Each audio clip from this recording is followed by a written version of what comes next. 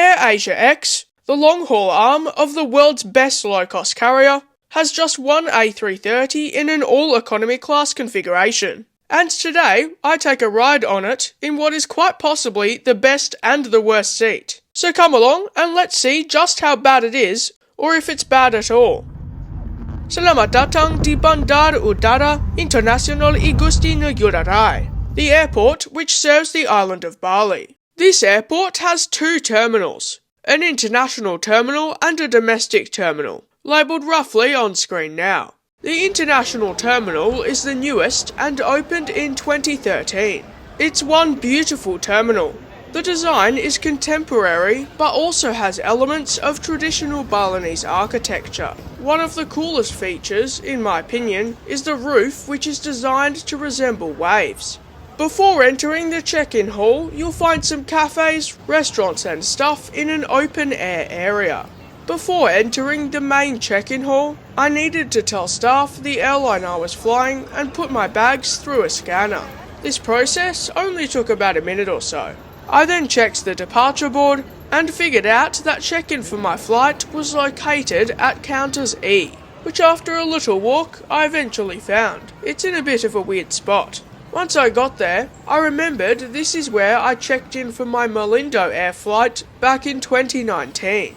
There were dedicated counters for Premium Flex, which is great. Premium Flex is a bundle which I did have. I'll explain more about that later. There was barely any line. I also seemed to have express baggage. The check-in staff weren't super friendly, but still a little bit friendly, if you know what I mean. Which you probably don't. Anyway, now I've got to make my way back to the main area for security. By the time I'd waited in a pretty long passport line, and my passport was taken to an office for some reason, it ended up being a little more than 30 minutes to get through security. But I expected that could happen. Airside, I was happy to see that almost all places were back open at this airport, as during COVID a lot of them were closed. This airport now has a good amount of food and drinks available, as well as duty-free and shopping. One thing that still isn't great though is the air conditioning. It's okay, but it's still quite warm. Now, while I do some plane spotting, please allow me to tell you a little bit about AirAsia X. In 2007, it was announced that AirAsia would create a subsidiary to be known as AirAsia X, which was to fly routes from Malaysia to Australia, also under a low-cost carrier model.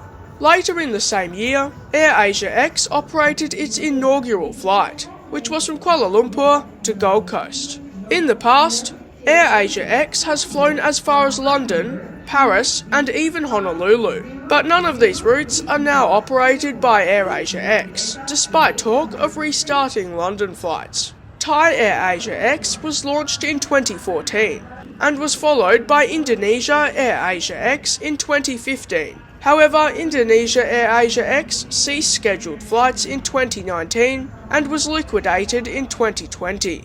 At one point pre-COVID, AirAsia X had 100 Airbus A330-900 Neos on order, the first two of which were delivered in 2019. However, following losses and the COVID-19 pandemic, orders were delayed and slashed. AirAsia X has since returned its A330 Neos and shrunk its fleet of A330-300s, but has started getting more A330-300s again, and the AirAsia X group has 15 A330-900 Neos on order and 20 A321 XLRs. AirAsia X has also announced a new route to Nairobi in Kenya. It currently flies to several high-demand routes in Asia, as well as Perth, Melbourne, Sydney, Gold Coast and Auckland.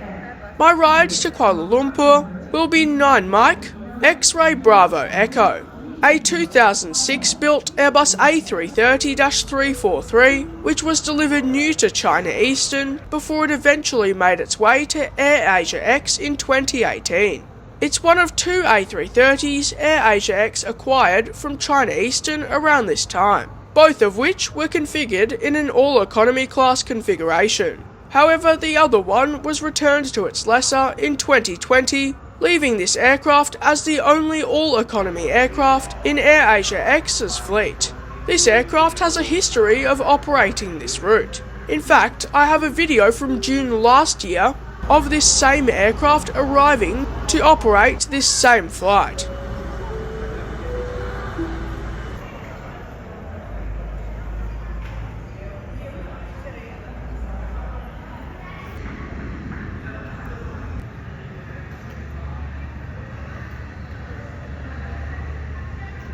Boarding was set up via groups. It seemed to be somewhat enforced too, as someone in my lane got sent away. Boarding started practically right on time.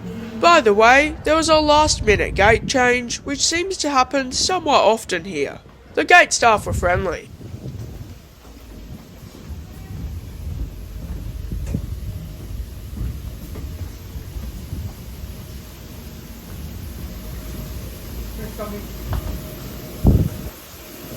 Terima kasih. Terima kasih.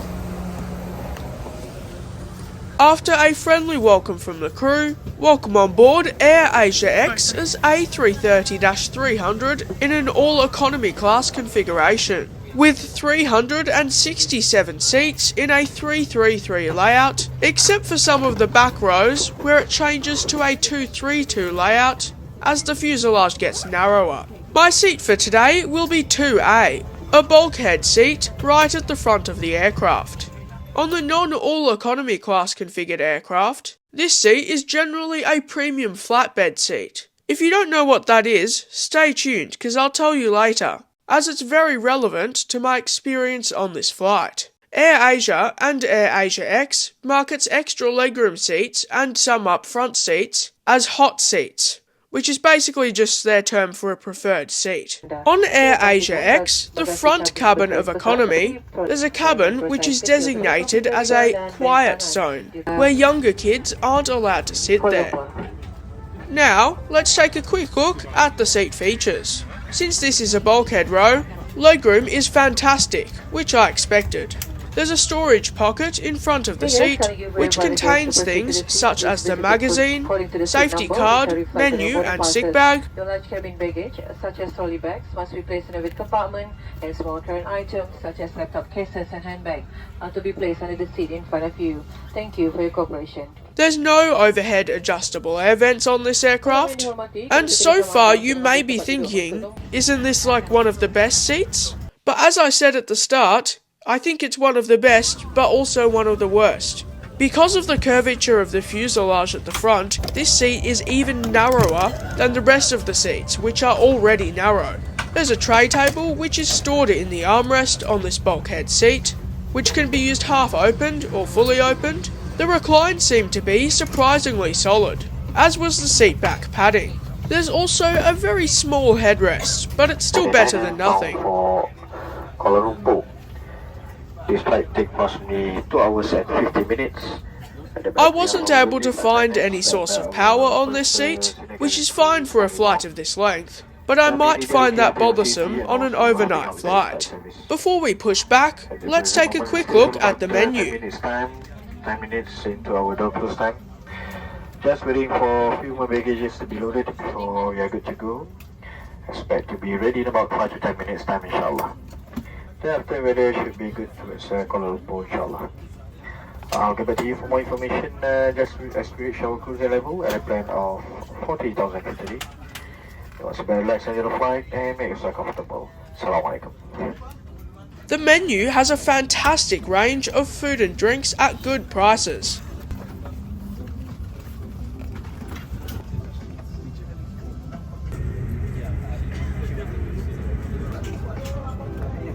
Flight D7 799 bound for Kuala Lumpur. This flight will take 2 hours and 50 minutes.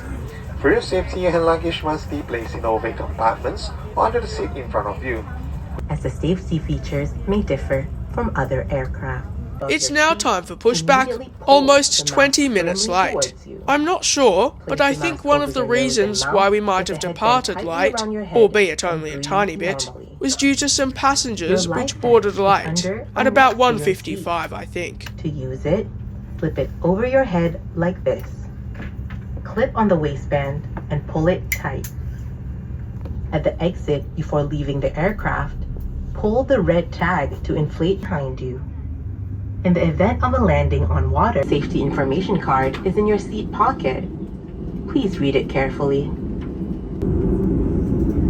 If you enjoy my content and this video so far, please consider helping me out by liking and subscribing. It would mean a lot to me and would help me a ton with making more videos like this, but if you don't want to, that's completely okay.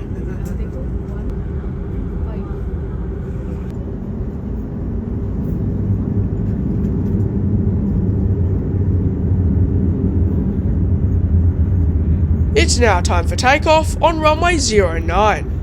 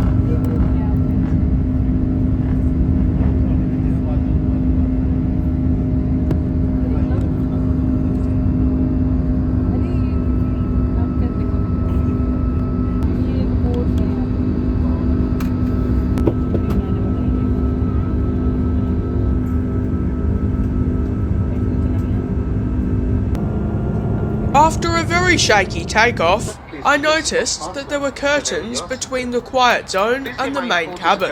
In the compartment may have shifted. Your meals, please be ready for boarding passes for verification. Do feel free to browse through the Santa menu. Before the service starts, it's time for a quick lavatory review. The front right lavatory was actually pretty spacious, relatively speaking. There was also air refreshing. Shortly, browse our Santam catalog for exciting choices ranging from food and beverages, merchandise and duty-free items. Pre-book your meals on the AirAsia Move apps or website to save even more on your future trips. The service swiftly started, I think just less than half an hour after takeoff, starting with pre-ordered meals, which I had included with my bundle. A buy-on-board trolley including drinks soon followed.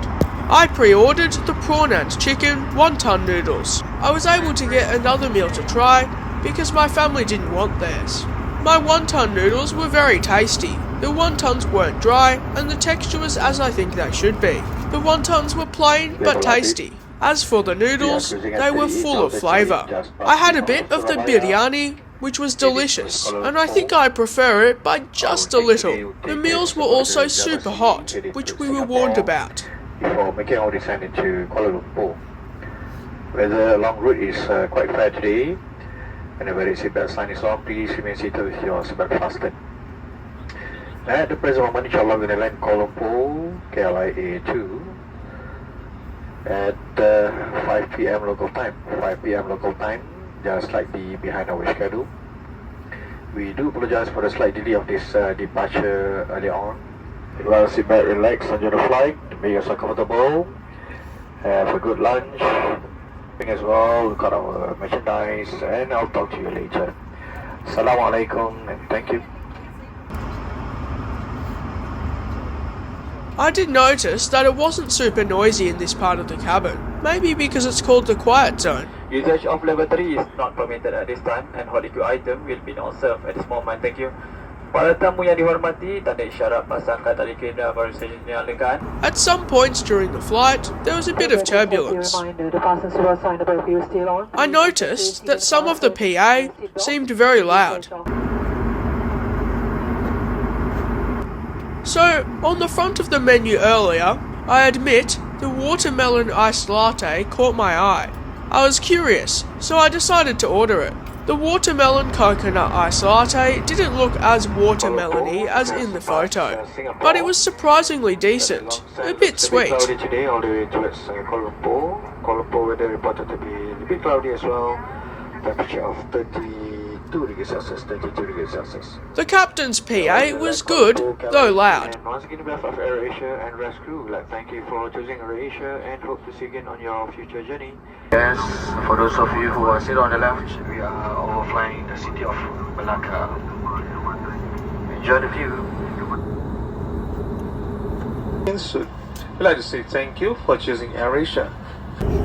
As we descend into Kuala Lumpur, please allow me to conclude my flight with AirAsia X.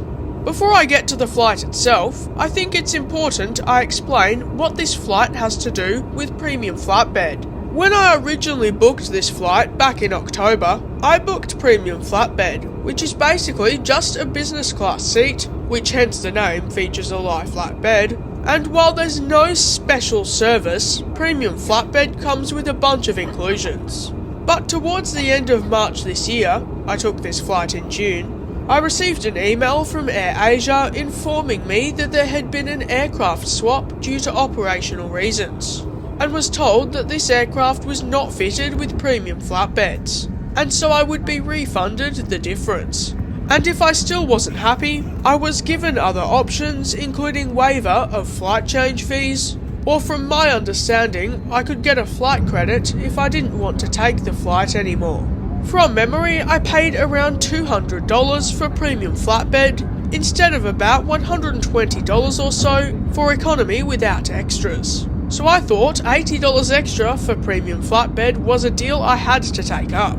But anyway, once I noticed that I had kept all of my other inclusions, 40 kilos checked baggage, a meal, any seat selection and more, and could use premium flex benefits at the airport, and had been refunded the difference, I thought it made sense to stay on this flight and just pick a hot seat. So while it was disappointing to get downgraded, I was very impressed with the way it was handled. Take notes, Virgin Australia. The experience at Bali Airport related to AirAsia, so check-in and boarding, was great. As for the seat, 2A in particular, and I assume 2K as well, on this plane is a very narrow seat, which was definitely noticeable. And also because of the fuselage curve, there wasn't much space on the side of the seat. But the legroom was good, and everything else was fine and as good as I'd expect. As I've found on all of the flights I've taken with AirAsia, the meals were very tasty and well priced. Also, the crew were very friendly, and we'll soon pull into the gate in Kuala Lumpur, roughly 10 minutes behind schedule, which isn't a big deal, for me at least. Overall, I had a great experience from the ground to the flight itself with AirAsia X, with the only real problem being the narrowness of seat 2A, but it's a low-cost carrier, so I can't really complain too much.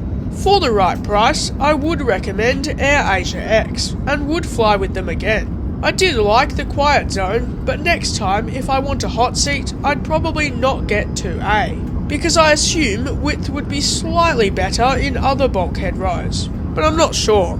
Now enjoy the rest of the approach and landing on Kuala Lumpur International Airport's runway 15.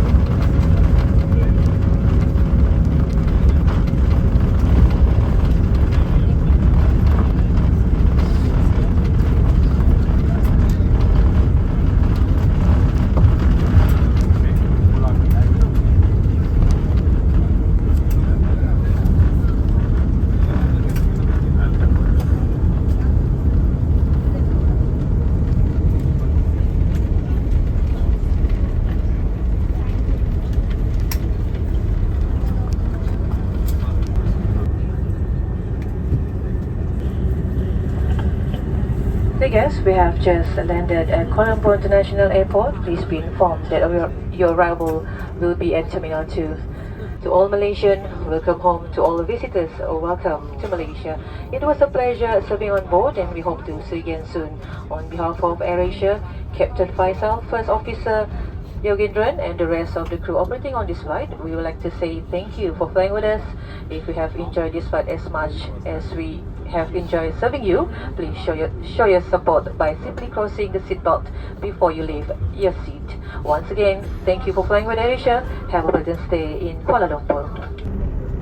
I did notice that KLIA2, the AirAsia terminal at this airport, doesn't look close to full, and there seems to be a lot of construction. I'm guessing traffic at this terminal might not have fully recovered from COVID yet.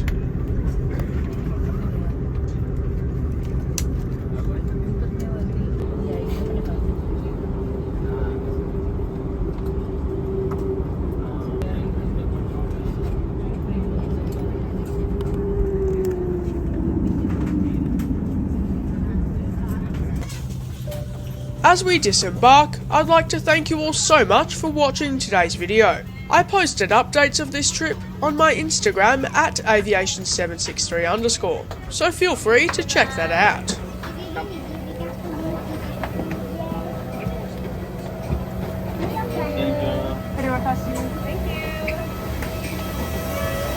I'd like to extend a huge thank you to all of my incredible Patreons for helping to make these videos possible. Their support is truly so much appreciated, and I couldn't do what I do without them. So thank you so much to them.